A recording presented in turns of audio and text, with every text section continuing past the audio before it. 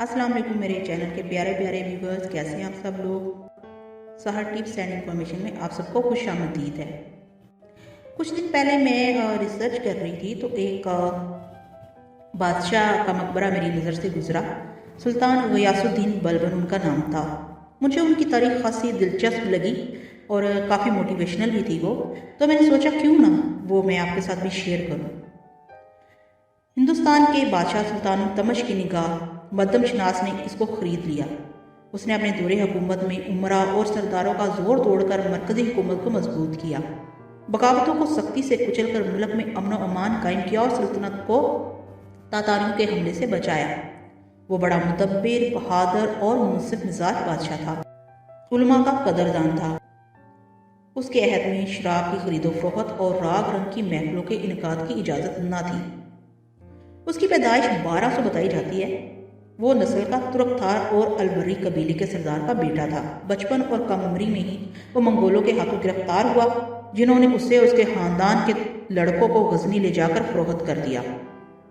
बकौल मौरखीन उसे ख्वाजा जमालुद्दीन बसरी ने खरीदा। ख्वाजा साहब नेक फितरत इंसान थे। उन्होंने इन गुलामों को अपनी औलाद की तरह पाला। जब ये जवान हुए तो इन्हें दिल्ली, जहाँ 1232 में सुल्तान शमसुद्दीन तमश ने इन्हें खरीद लिया। उसकी अमली ज़िंदगी का आगाज़ एक सक्का यानी कि माशकी की हैसियत से हुआ था, ताहम जल्द ही सुल्तान का मुकर्रब खास बन गया। सुल्तान गयासुद्दीन बलबन की ज़िंदगी का एक वाक़या है जो उसके साथ पेश आया कि एक दिन तमाम वज़ीर मैदान में तीरंदाजी की मशक कर रहे थे। सुल्तान गयासुद्दीन भी इनके साथ शरीक था। अचानक सुल्तान का निशाना फतह हो गया और वो तीर एक बेवा औरत के बच्चे को जा लगा। उससे वो मर गया। सुल्तान को पता न चल, वो औरत काजी सुल्तान की अदालत में पहुंच गई। काजी सिराजुद्दीन औरत की तरफ मुतवज्जे हुए और पूछा, क्या बात है, तुम क्यों रो रही हो? औरत ने रोते हुए सुल्तान के खिलाफ शिकायत लिखवाई। सुल्तान के तीर से मेरा बच्चा हलाक हो गया है। काजी सिराजुद्दीन ने औरत की बात पूरी तवज्जो से सुनी और फिर इसी पर सुल्तान के नाम खत लिखा कि आपके खिलाफ शिकायत आई है, फौरन अदालत में हाजिर हो जाए और अपने खिलाफ आने वाली शिकायत का जवाब दें। फिर ये हुक्म अदालत के एक प्यादे को देकर हदायत की कि ये हुक्मनामा फौरन सुल्तान के पास ले जाओ। प्यादे को ये हुक्म देकर काजी सिराजुद्दीन ने एक घोड़ा निकाला और अपनी गद्दी के नीचे छुपा दिया। प्यादा जब सुल्तान के महल में पहुंचा तो उसने देखा सुल्तान को दरबारियों ने घेर रखा है और काजी का हुक्मनामा सुल्तान तक पहुंचाना तो बहुत ही मुश्किल है। ये देखकर प्यादे ने ऊंची आवाज़ में अजान देना शुरू कर दी। बेवक्त अजान सुनकर सुल्तान ने हुक्म दिया, अजान देने वालों को मेरे सामने पेश करो। प्यादे को सुल्तान के सामने पेश किया गया। सुल्तान ने गरज कर पूछा, बेवक्त अजान क्यों दे रहे थे? काजी सिराजुद्दीन ने आपको अदालत में तलब किया है, आप फौरन मेरे साथ अदालत चलें। प्यादे ने काजी साहब का हुक्मनामा सुल्तान को देते हुए कहा। सुल्तान फौरन उठा, एक छोटी सी तलवार अपनी आस्तीन में छुपा ली, फिर प्यादे के साथ अदालत पहुंचा। काजी साहब ने बैठे बैठे मकतूल की माँ सुल्तान के बयान बारी बारी सुने, फिर फैसला सुनाया। गलती से हो जाने वाले कत्ल की वजह सुल्तान पर कफारा और बरादरी पर खून की देत आएगी। हाँ, अगर मकतूल की माँ माल की कुछ मिकदार पर राजी हो जाए तो इस माल के बदले सुल्तान को छोड़ा जा सकता है।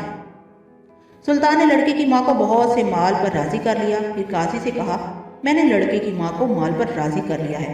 काजी ने औरत से पूछा, क्या आप राजी हो गई? जी हाँ, मैं राजी हो गई हूँ, औरत ने काजी को जवाब दिया। अब काजी अपनी जगह से सुल्तान की ताज़ीम के लिए उठे, उन्हें अपनी जगह पर बिठाया। सुल्तान ने बगल से तलवार निकालकर काजी सिराजुद्दीन को दिखाते हुए कहा, अगर मेरी जरा सी भी रियायत करते तो मैं इस तलवार से आपकी गर्दन उड़ा देता। काजी ने भी अपनी गद्दी के नीचे से घोड़ा निकालकर सुल्तान गयासुद्दीन को दिखाते हुए कहा कि अगर आप शरीयत का हुक्म मानने से जरा भी हिचकिचाते तो मैं इस घोड़े से आपकी खबर लेता। बेशक ये हम दोनों का इम्तहान था। बलबन के बारे में कहा जाता था कि ये खुद हंसता था, ना ही इसके सामने किसी को हंसने की जरूरत होती थी। बलबन जवानी में हर किस्म के ऐब में मुब्तला था।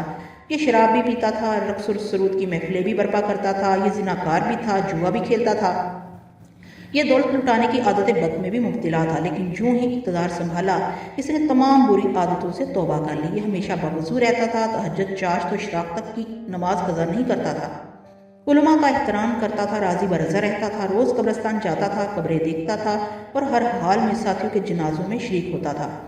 इसके गुलामों ने उसे कभी नंगे सर और नंगे पाँव नहीं देखा था। लेकिन इन तमाम मजहबी आदात के बावजूद वो लॉ एंड ऑर्डर पर कोई समझौता नहीं करता था। बाकी चाहे मुस्लिम हो या गैर मुस्लिम, वो इसे पूरी ताकत से कुचल देता था। وہ ایک شخص کی بغاوت یا سرکشی پر پورا شہر اور سارا لشکر قتل کرا دیتا تھا۔ وہ ہر حال میں قانون پر عمل درآمد کراتا تھا اور اس کے لیے کسی بھی شخص کو کسی بھی قسم کا استثنا نہیں دیتا تھا۔ مجرموں کے معاملے میں اس قدر سنگدل واقعہ ہوا تھا کہ وہ ان کی گرفتاری کے لیے فوج کو جنگ میں جھونک دیتا تھا۔ اس کا دور ہندوستان کے سنہری ترین ادوار میں شمار ہوتا تھا۔ وہ 1287 میں انتقال کر گیا۔ آپ اس کی ریت کو ملاحظہ کیجئے کہ غیاث الدین بلبن کے مرنے کے 60 سال بعد تک ہندوستان کی سڑکیں محفوظ رہیں۔ لوگوں کا خیال تھا کہ غیاث الدین بلبن ہمیں قبر میں دیکھ رہا ہے اور ہم نے جو ہی کسی کو لوٹنے کی کوشش کی وہ قبر سے اٹھے گا، ہماری گردن اتارے گا اور دوبارہ قبر میں جا کر سو جائے گا۔ یہ ہوتی ہے ریاست اور یہ ہوتی ہے اچھی حکمرانی۔ تو مجھے امید ہے کہ میری آج کی معلوماتی ویڈیو بھی آپ کو بہت پسند آئی ہوگی، تو میری ویڈیو کو لائک کرنا ہرگز مت بھولیے گا۔ اجازت دیجیے نیکسٹ کسی اچھی سی معلوماتی ویڈیو تک کے لیے۔ اللہ حافظ۔